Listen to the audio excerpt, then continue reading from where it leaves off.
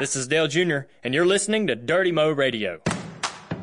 We just kind of pull up to the curb because there's absolutely nowhere to park. The cab driver looks back and says, "Hey, I'm going to go in and use the restroom for a second." It's like, all right, weird, So I'm like, "Are you going to take the keys with you?" "No, I'm going to leave them in here." Welcome to Fast Lane Family with Kelley Earnhardt Miller. Happy Wednesday, everybody, and welcome to Fast Lane Family.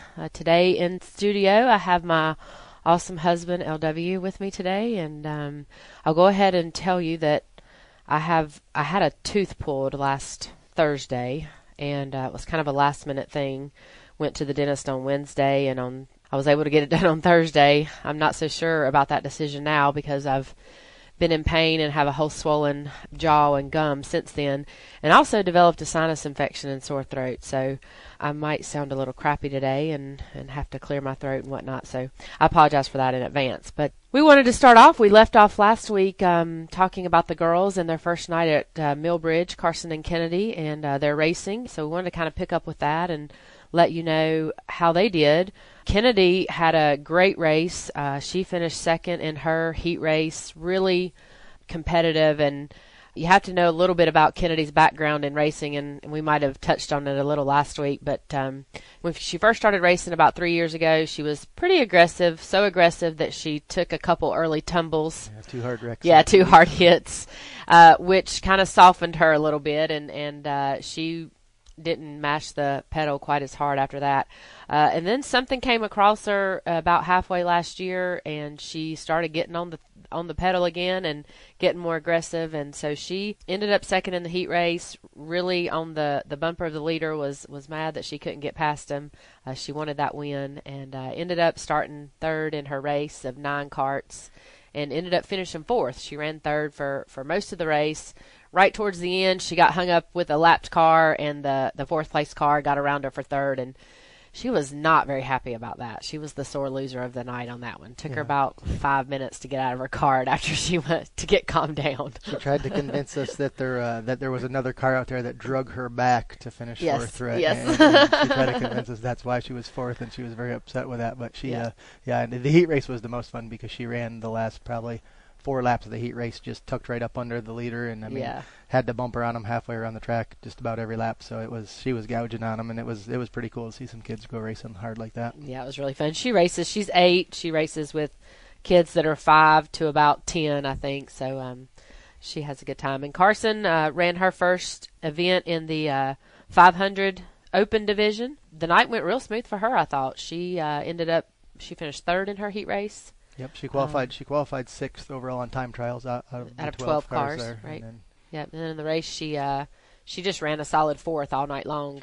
She got back to 5th, and she was real proud of herself because she did a slide job on her friend Austin, so she was real proud of that. Just finished a real solid 4th. Mom was nervous. I was nervous the whole time. I won't lie. I videoed in segments. And those karts are just so fast. She did good. I couldn't believe it. 13, and to be as small as she is and hold on to those things. And that's what she said. She said, "I was just holding on." She was sore the next day. Her arms were tired. So she was. I mean, the grown men run those races, especially at the start of the season, and the men are tired after they run a race like that. So for her, at 90 pounds or whatever she is, to go out there and manhandle the race car for the whole race, she did a great job. She did. I guess I had a little payback because the week before at the late model race, Kelley took Wyatt, and Wyatt was being hard to handle, so she ended up having to go down to the truck with Wyatt, and I got to handle Wyatt during Carson's race last weekend. So it was he was interested for a few laps, and then I had to keep one eye on the racetrack and one eye on him. Yep. All right, and their next race, they race every 2 weeks for the most part, so they race again on March 26th, and we'll be back out there. You guys, anybody can come join us anytime at Millbridge Speedway for those races. We start racing at 8 o'clock on Wednesdays. And we had a pretty eventful weekend.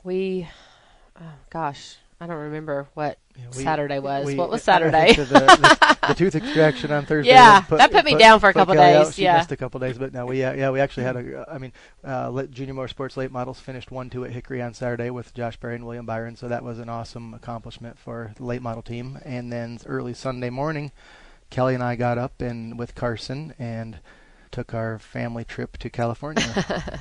Yeah, so we had a trip planned. Well, actually, it came together in about a week or two.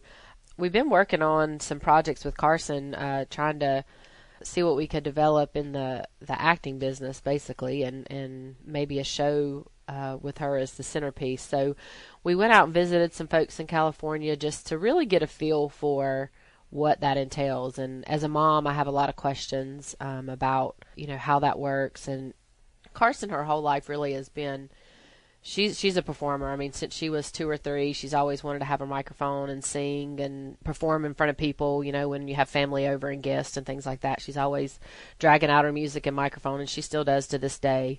And she tells us she wants to be famous in some capacity. I know that if you've listened to the podcast to date, you find that hard to believe, or if you've watched JRM 360 and you know a little bit about Carson's personality, or you follow on Twitter, that's probably not too unreasonable for you to believe. But, we went out to California. We don't really make the trip to California very often. I've been there a few times in my life, but it's usually for quick trips like this one. We went out Sunday, flew all day, and then flew back on Tuesday. So really we were just there for the day on Monday. And so, if you follow our Twitter, we experienced our first earthquake. Yeah, first and hopefully last earthquake. And I was kind of half in, half out of sleep. And I know LW he had been up a little bit earlier, and I had heard him get up. So I was kind of half in, half out, and about 6:25, the whole room just shook like crazy. And I can't even describe it. We were 1.5 miles from the epicenter of this earthquake. I mean, just, the bed frame was shaking against the wall, and everything was just shaking. At first I thought to myself, LW is just trying to pull some prank on me, and he's like jumping on the bed trying to wake me up or something, because that's just what I figured was happening. So I shake him, and I'm like, LW, do you feel that? And he's like, wakes up, and he feels it for just, I don't know how long it went on. It went 30 seconds to a minute. For people that wonder what, I know some people saw on the YouTube or on television what it looked like to be there, but if you can, to describe it best, it'd be like driving down a smooth highway and all of a sudden coming across about 100 yards of real bumpy dirt road in the middle of the highway, because you actually were bouncing for seemed like probably 2 or 3 seconds. Yeah. I don't know really how long the real lapse of time it was, but it and then all of a sudden it smoothed back up. Yeah. And I had spent limited time in California and had never been in an earthquake, but instantly knew that's what had just happened. Well, I did not instantly know that. Yeah, Kelley was like, what was that? And I didn't even think about an earthquake. Yeah. I didn't even think about that. And we opened the door, the sliding glass door of the room. Now, we're on the 11th floor, to make matters worse. And we saw some of the hotel people kind of scattering out into the pool area. And so we're thinking, do you run out of your room at that point? What do you do? We're in our pajamas, and we have to be ready for a meeting by 9:00. So we're just kind of my initial instinct was, it was a scary situation, as I'm sure anybody that experienced that probably had a little bit of fear go through their mind, because we're up on the 11th floor of a hotel. We run out to the balcony, look down, and we see the workers of the hotel coming out the bottom and going into the courtyard area, and thinking, well, if this is serious enough that they're evacuating them. We don't know if that's something that happens every third day in California. So at this point, we wake Carson up, and we're like, Carson, wake up. We just had an earthquake. So she wakes up, and, she is freaked out by any kind of natural events like that. She's scared of just about everything. How she drives these race cars, I don't know, but because she's scared of everything else. She's scared of the dark, practically. But anyway, she immediately puts on her shoes and is like, we're going downstairs. We're getting out of here. And we're like, no, we're going to take our shower first. And she's like, what if we have another one in the shower?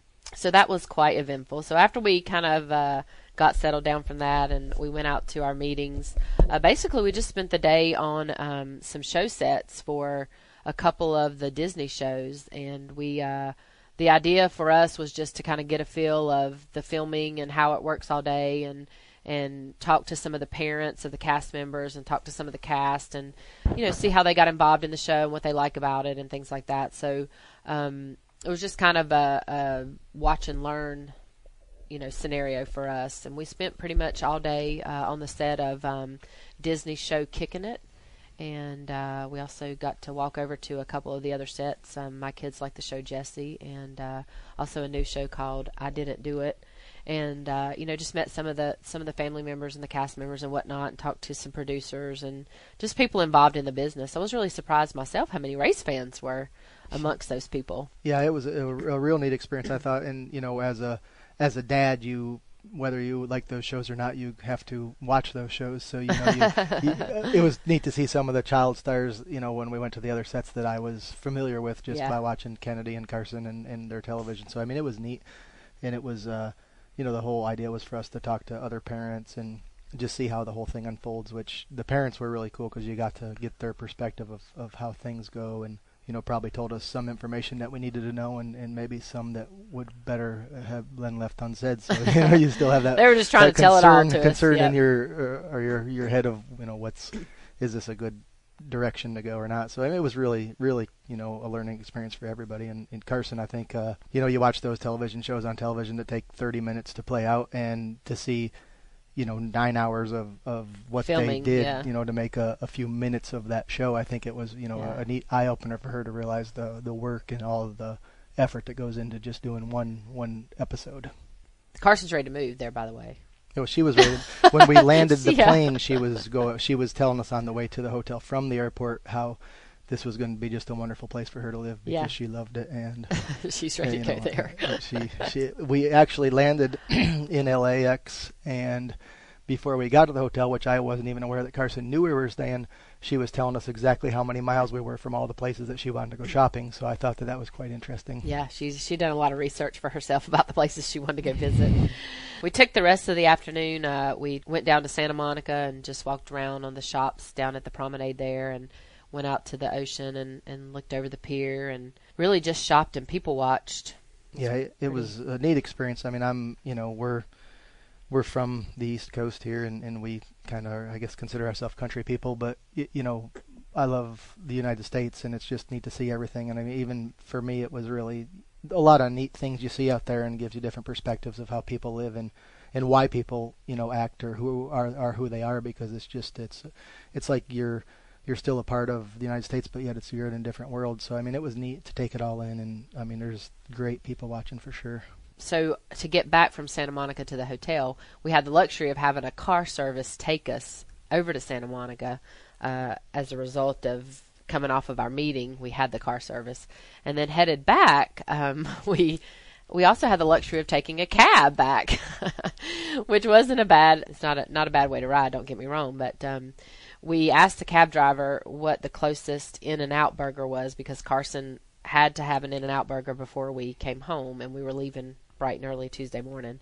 And so he said, well, it might be about 10 minutes out of the way. And I'm already thinking that this cab ride from Santa Monica to the hotel, which I knew was 15 miles or so, was going to be, I'm thinking in my mind like a $20 or $30 cab ride. And it seemed like you inched about a half a tenth of a mile, and the meter kept going up 50 cents. Yeah. And then, so we ended up going to the In-N-Out burger, which I've never had an In-N-Out burger, and apparently, according to my Twitter, I was really missing out. And I did eat a few bites of LW, so I guess I have got the taste of it now. But so we're in the In-N-Out, and there's a gazillion people there. We're about sixth in line trying to get just into the parking lot of this In-N-Out.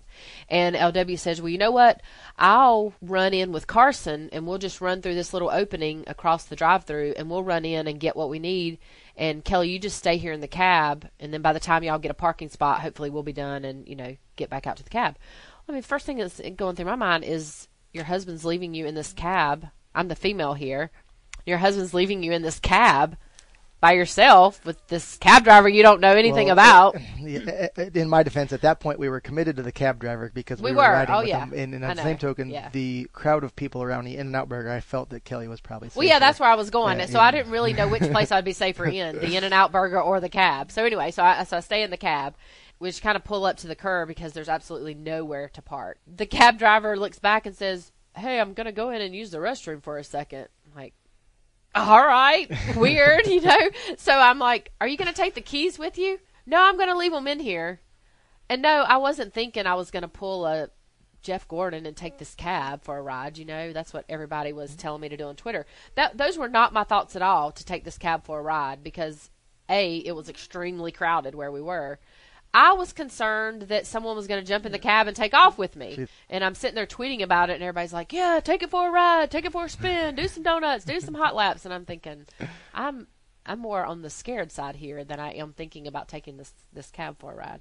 So he parks us in a parking spot and goes in and out and comes back out. And we're still waiting on Carson and I got to the counter eventually and ordered, and I think we were number 108. And at that time they were still in the 80s of the order numbers that they were calling when we sat down to wait. So it was a long wait to wait for some fast food. So it was.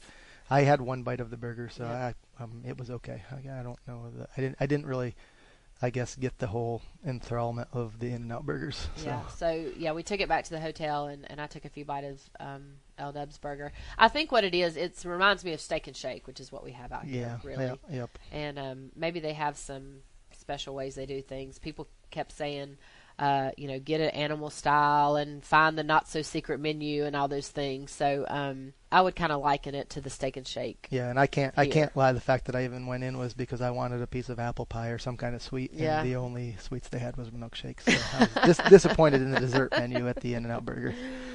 So we had a nice trip and got up bright and early Tuesday morning and headed on back this way. We've had a pretty uneventful travel day, I think, right? Yeah, everything went real smooth. I actually, even going out, coming back,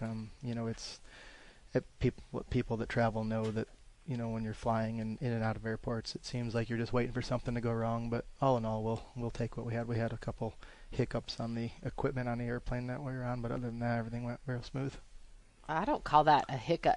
Are you talking about when we went out there on the way out? We sat down in the first airplane. Okay, we all sat down, but Kelley sat down because we were going out there. We were all in middle seats on different rows. Okay, so we weren't even sitting together, and the plane was full.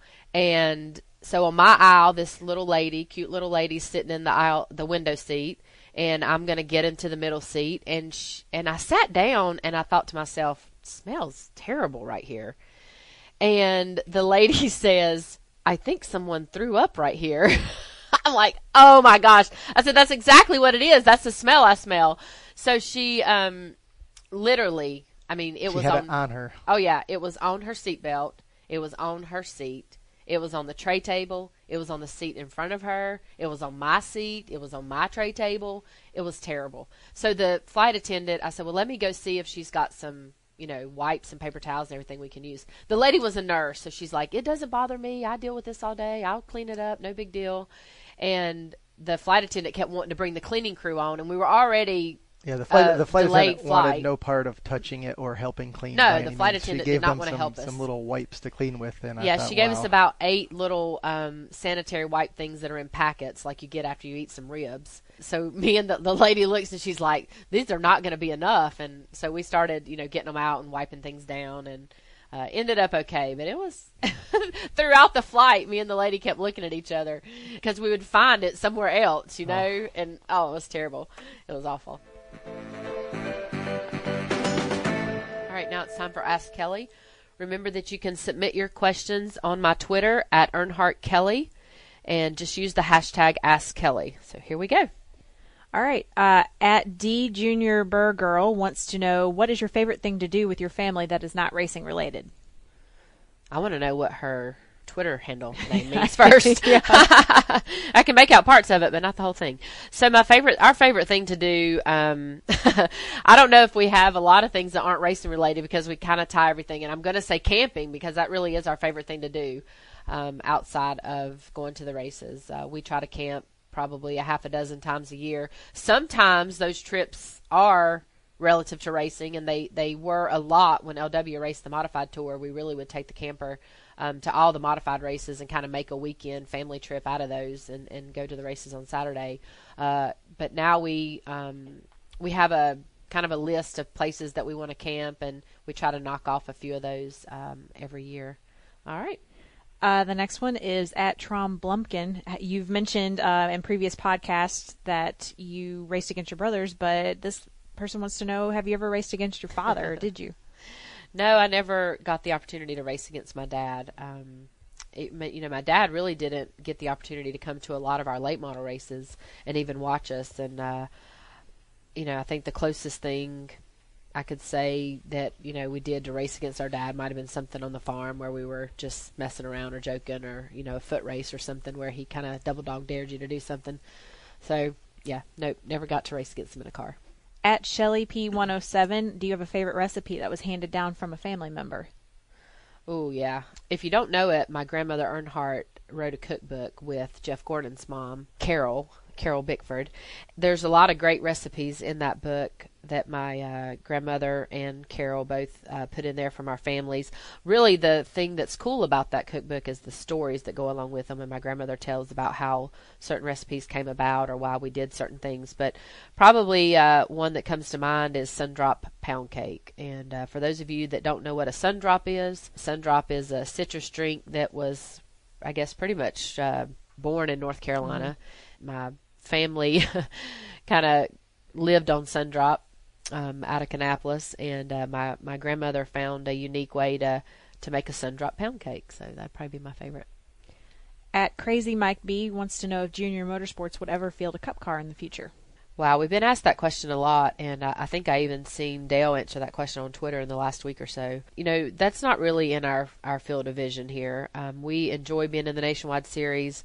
We enjoy the opportunity to put guys in the cars on their way to the Cup Series, and I just don't think that we would want to. And it could change. I'm not gonna say never, but the cost of fielding a Cup operation these days, and just the resources that you have to have, and the foundation for that you have to have, kind of, I think is far more reaching than what we're interested in doing. So we're happy in the Nationwide Series, and never say never, but not right now. All right, so we're ready for our final thought, and so LW, I'm going to ask you this question. What is the one thing you regret that we didn't do while we were in California? Well, that's a good question. I looking at California and going to Hollywood and all the stars that are out there, and everybody says, oh, let me know if you see somebody famous or get a picture. And, we didn't, we saw a lot of the child stars for the kids shows, but I didn't, I was thinking, man, what if you ran into a guy like Clint Eastwood or Kurt Russell, or one of those guys that are just, guys that you think, man, those guys are just so cool. I'd love to get a picture. And in all reality, we probably wouldn't have recognized any of them, because I don't think any of them look what they really look like on television. But I just, didn't really see that star power that made me feel like, man, I got to run over there and shake that guy's hand. Yeah, me neither. Met Tom Cruise once, didn't even know I met him. Yeah, that's what I'm talking about. You meet those people, you're like, really? That's you? What a disappointment. Yeah. All right. Well, thanks for joining us. Hope you enjoyed it, and we'll talk next week.